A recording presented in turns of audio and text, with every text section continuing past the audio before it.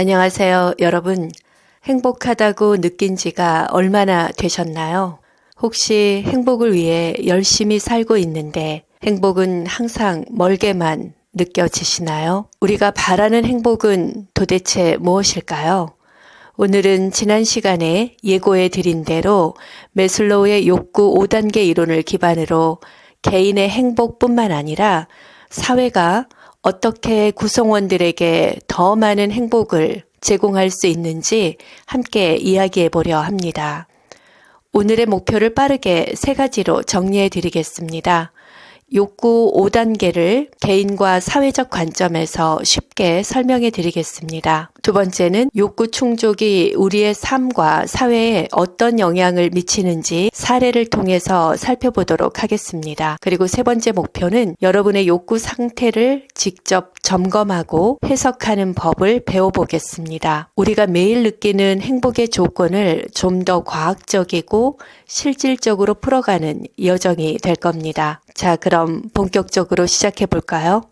매슬로우의 욕구 5단계는 왜 우리가 어떤 일을 하고 또 무엇을 추구하는지 설명해 주는 아주 유용한 도구입니다. 각 단계가 우리의 삶에서 어떤 역할을 하고 또 어떻게 더 나은 삶으로 나아갈 수 있게 돕는지 함께 살펴보겠습니다. 가장 기본적인 생리적 욕구에서 시작해서 최상위 단계인 자아실현 욕구까지 한 번 더 정리해 드리겠습니다. 지난 영상을 통해서 욕구에 대한 개념이 다 잡히신 분은 앞부분을 띄어서 실행의 단계로 직접 넘어가셔도 됩니다. 하지만 개인적인 욕구뿐만 아니라 행복을 위한 사회적 조건에 대한 충족, 요건을 함께 설명하고 있으니 시간을 내서 한번 앞부분도 들어보시면 도움이 되실 겁니다. 가장 기본적인 생리적 욕구부터 설명을 드리면 우리가 배가 고프면 정말 아무 일도 손에 잡히지 않잖아요. 이렇듯 음식, 물, 수면 같은 기본적인 생리적 욕구는 인간이 생존을 유지하는 데 필수적입니다. 이 기본 욕구가 충족되지 않으면 사는 것이 고통스럽고 꿈을 꾼다는 것은 사치에 불과합니다. 결국 생리적 욕구는 단순한 생존의 문제만은 아니라는 겁니다.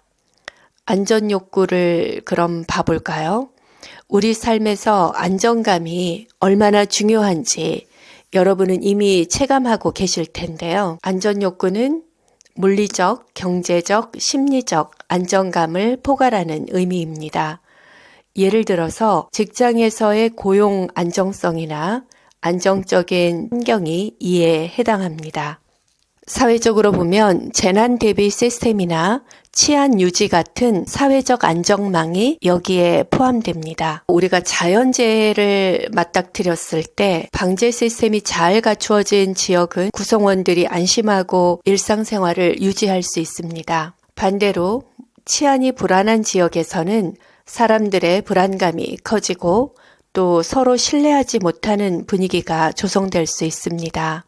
또 정부는 사회의 이런 불안감을 해소하기 위해서 주택 보조금이라든가 재난구호 시스템 같은 정책을 마련하기도 합니다. 인간의 기본 욕구인 안전 욕구가 해소되지 않으면 삶은 굉장히 불안한 상황에 마주하게 됩니다. 다음 단계는 사랑과 소속의 욕구가 어떤 역할을 하는지 살펴보겠습니다. 사람은 본능적으로 혼자보다는 함께할 때 더 큰 행복감을 느낍니다. 인간은 관계 속에서 성장합니다. 우리가 흔히 내향형이라고 하는 이런 이야기를 하는데 내향형일지라도 사람이 없는 무인도에서의 살 때의 내향형이 아니라 에너지가 떨어졌을 때, 충전이 필요할 때 혼자만의 시간이 더 많이 필요한 분을 내향형이라고 하는 것이지 사람과의 관계가 없는 무인도에서 사는 것을 내향형이라고 하지 않습니다. 사람은 기본적으로 타인과의 유대 속에서 정서적 안정감을 얻고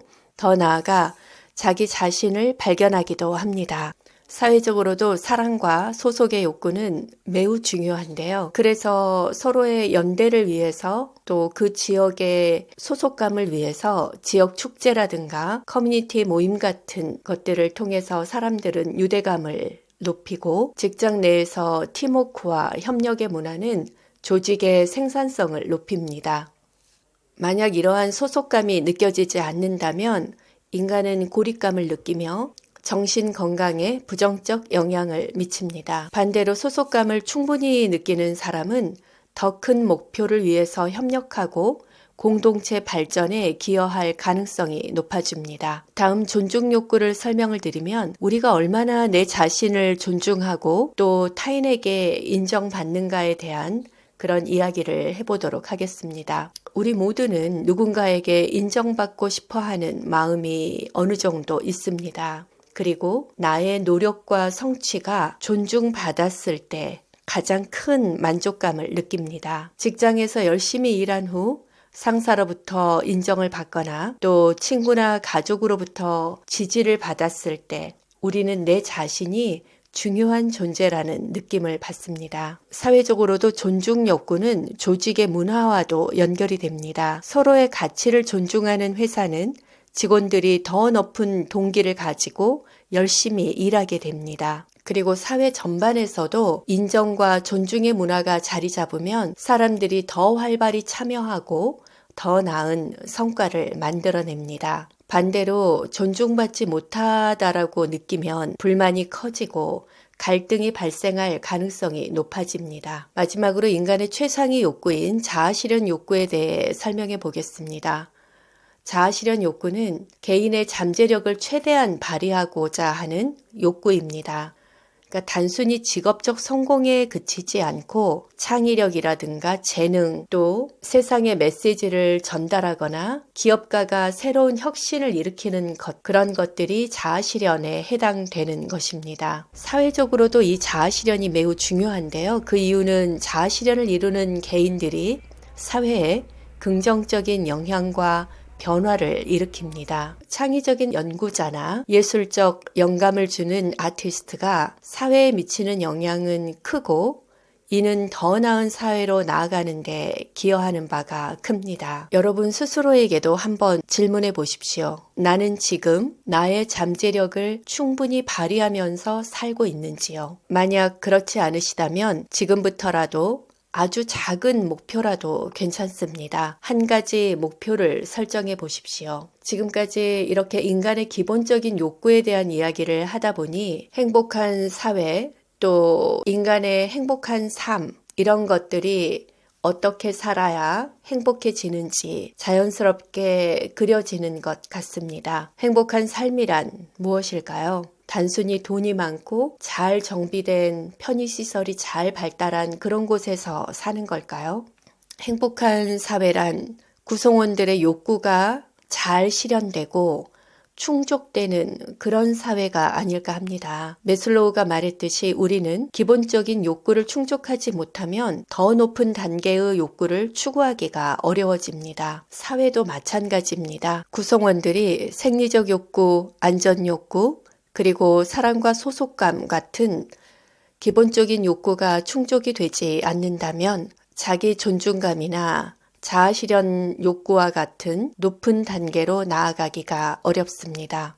여러분, 잠시 A라는 도시와 B라는 도시를 떠올려 보겠습니다. A 도시는 주민들이 10분 안에 병원에 도착할 수 있을 정도로 의료 접근성이 높은 도시입니다. 반면 B라는 도시는 병원까지 최소 2-3시간이 걸리는 지역입니다. 이 두 도시의 차이는 단순히 시간의 문제로 끝나지 않습니다.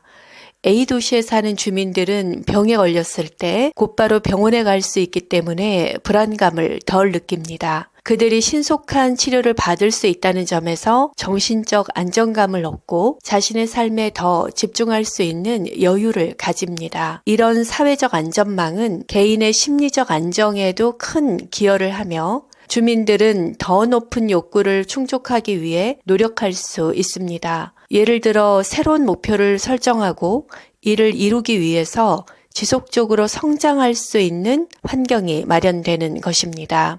반면 B 도시에 사는 주민들은 병원에 가는 것 자체가 큰 결심을 요구합니다. 특히 어린 자녀나 노부모를 돌보는 경우라면 상황은 더 심각해집니다. 비상 상황을 항상 대비하기 위해서 개인적인 대책을 마련해야 하며 이 과정에서 큰 스트레스를 받게 됩니다. 불안전한 사회 환경은 사람들의 심리적 안정에 부정적인 영향을 미치며 삶의 질을 낮추게 됩니다. 결국 행복한 사회란 구성원들의 기본적인 욕구가 충족되는 사회입니다. 기본 욕구가 충족되면 사람들은 서로 신뢰하며 더 나은 공동체를 만들어 갑니다. 행복한 인간은 단순히 본인만 행복한 게 아니라 그 행복이 주변으로 확산됩니다. 이것이 바로 행복이 개인의 선택이자 사회적인 책임인 이유입니다. 행복은 개인의 선택만으로 이루어지지 않습니다. 내가 행복해지면 주변 사람들도 행복해지고 그로 인해 사회 전체가 더 나은 방향으로 발전하게 됩니다. 이제 여러분이 직접 설문에 응답해보는 설문조사를 해보실 건데요. 화면 하단에 있는 상세 설명의 링크를 클릭하시면 거기에 설문지가 있습니다. 설문지를 작성하실 때 각 질문에 대해서 여러분의 상태를 솔직하게 평가해 주시면 됩니다.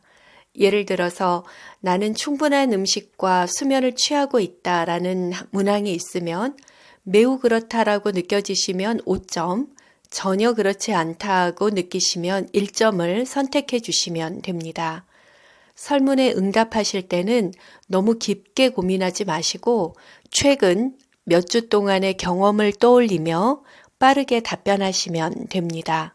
작성이 끝나시면 각 욕구별로 점수를 더해서 생리적 욕구, 안전 욕구, 사랑과 소속의 욕구, 존중 욕구, 자아실현 욕구에 대한 점수를 확인해 보십시오. 욕구별로 한번 쭉 비교를 해 보시면 한눈에 여러분의 욕구가 어떤 상태인지 알 수가 있습니다.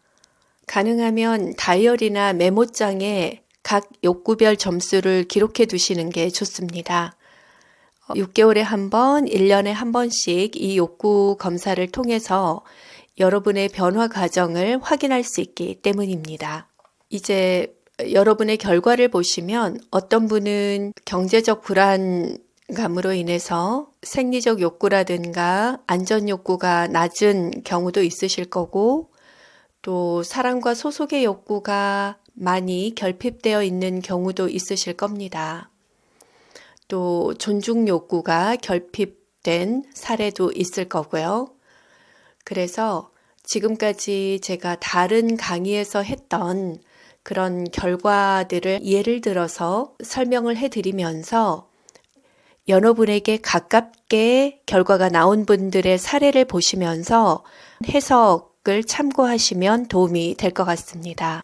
첫 번째 사례는 경제적 불안으로 인한 갈등이 큰 프리랜서 작가 A씨의 이야기입니다. A씨는 프리랜서 작가로 활동하시면서 자아실현 욕구는 높지만 생리적 욕구와 안전 욕구는 낮은 그런 상태였습니다. 그분은 글쓰기에 큰 자부심을 느끼지만 한편으로 매달 생활비 걱정으로 불안감을 느끼고 있었습니다. 하위 욕구가 충분히 충족되지 않았기 때문에 또 자아실현 욕구를 지속할 수 있을지 또 지속해도 되는지에 대한 불안을 크게 느끼고 있었습니다. 사실 기본 욕구가 충족되지 않으면 내가 지금 당장은 자아실현 욕구가 어느 정도 높다고 하더라도 그것을 지속할 수 있는 에너지를 받지 못하거든요. 그래서 안전 욕구를 충족하는 게 필요한데 안정적인 수입원 확보를 위해서 현실적인 계획을 수립하는 게 중요합니다. 예를 들면 정기적인 외주 계약을 확보하거나 또는 예산 관리 및 저축 계획을 좀 더 꼼꼼히 해서 안전 욕구를 먼저 충족하는 것이 장기적으로도 자아실현을 하는 데 도움이 되기 때문에 그렇습니다. 생리적 안전 욕구처럼 낮은 단계의 욕구는 단순한 생존의 문제가 아니라 우리의 정서적 안정과 행복을 지탱하는 기둥 역할을 하고 있습니다. 이것이 충족됐을 때 우리는 더 높은 욕구를 향해 나아갈 수 있고 또 지금의 목표를 지속적으로 유지할 수 있는 힘과 동력이 됩니다. 여러분도 자신의 욕구 분석을 통해서 부족한 부분이 무엇인가 확인하시고 그것들을 현실적으로 채워가는 방법에 대해서 고민하시다 보면 행복이 좀 더 실체에 가깝게 다가오는 것을 느끼실 겁니다. 두 번째 사례는 사랑과 소속의 욕구가 부족한 경우를 살펴보겠습니다. B 씨는 직장에서 동료들과의 관계가 원활하지 않았고 바쁜 일정으로 인해서 가족과도 시간을 보내지 못하고 있는 상황이었습니다. 그래서 사랑과 소속의 욕구가 낮게 평가되었고 이에 따라서 정서적 안정감도 떨어진 상태였습니다. 사랑과 소속의 욕구는 우리가 정서적으로 안정되고 삶의 질과 만족도를 높이는 데 매우 중요한 역할을 합니다. 이 욕구가 충족되지 않으면 외로움과 불안, 또 삶의 의미 이런 것들이 마구 흔들리게 되어 있습니다. 그래서 해결 방안으로 가족과 시간 늘리기를 제안드렸습니다. 그러니까 적어도 하루 10분이라도 사실 시간이 되더라도 어느 순간 멀어진 이 관계 때문에 어색해서 시간을 못 보내시는 분들도 계십니다.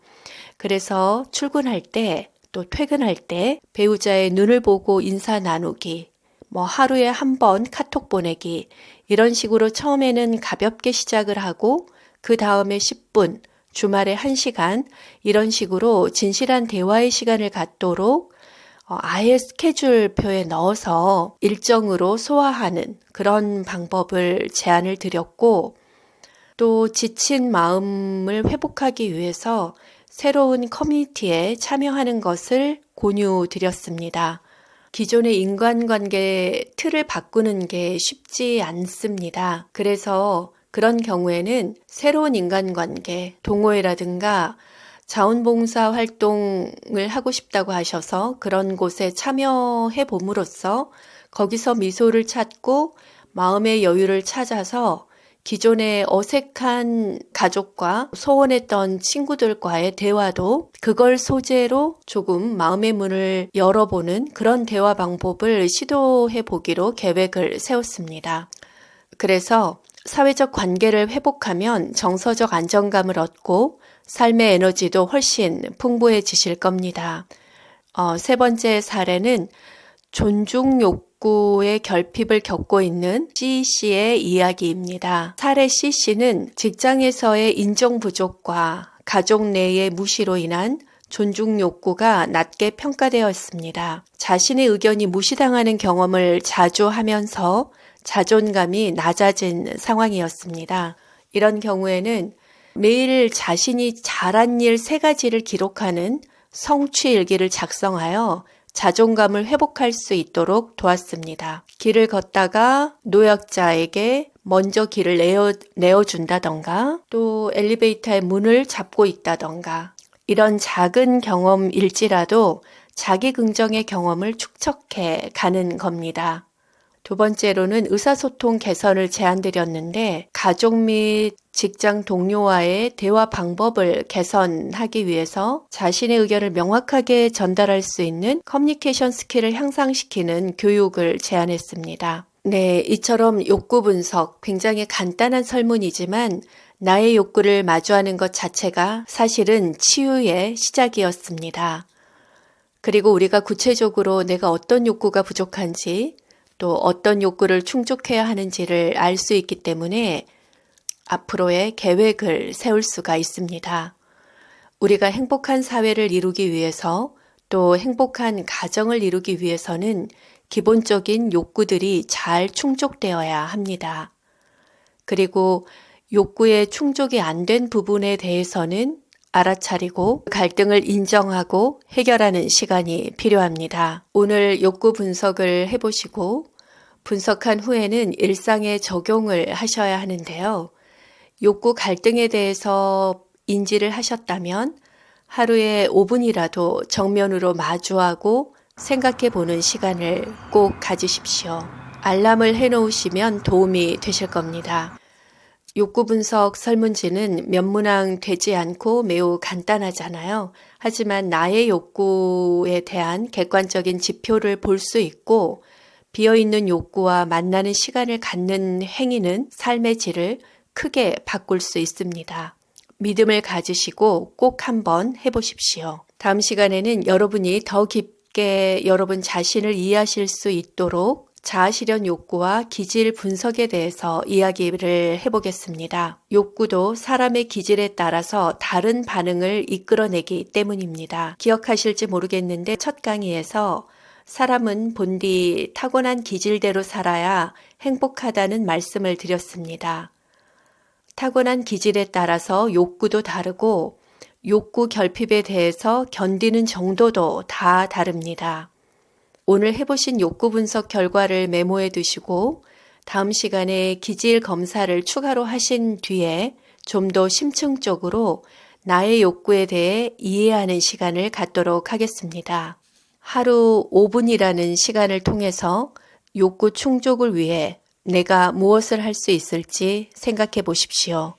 작은 투자가 큰 변화를 만들어냅니다. 내일의 행복은 오늘의 작은 선택에서 비롯됩니다.